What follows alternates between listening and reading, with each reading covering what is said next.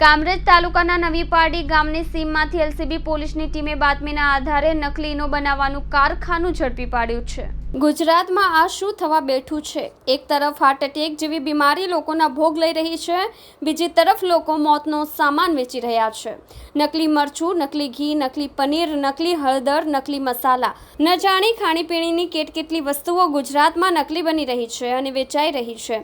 આ મોતનો સામાન લોકોના સ્વાસ્થ્ય પર ગંભીર અસર પાડી રહ્યો છે।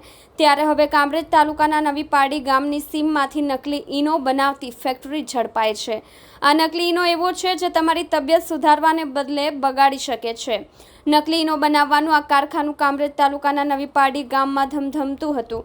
આ ભેજા બાજુએ અસલી ઈનોના પેકેટ જેવા જ નકલી પેકેટ બનાવ્યા હતા અને તેમાં ઈનોના બદલે તેના જેવો દેખાતો પાવડર પેક કરી દેતા નકલી ઈનો બજારમાં વેચાણ થતો હોવાની ફરિયાદ બાદ એલસીબી પોલીસ કામે લાગી હતી અને ટેકનિકલ સર્વેલન્સ તેમજ અંગત બાતમીદારોની મદદથી કામરેજ તાલુકાના નવી પારડી ગામની સીમમાંથી નકલી ઈનો બનાવતી ફેક્ટરી ઝડપી પાડી હતી।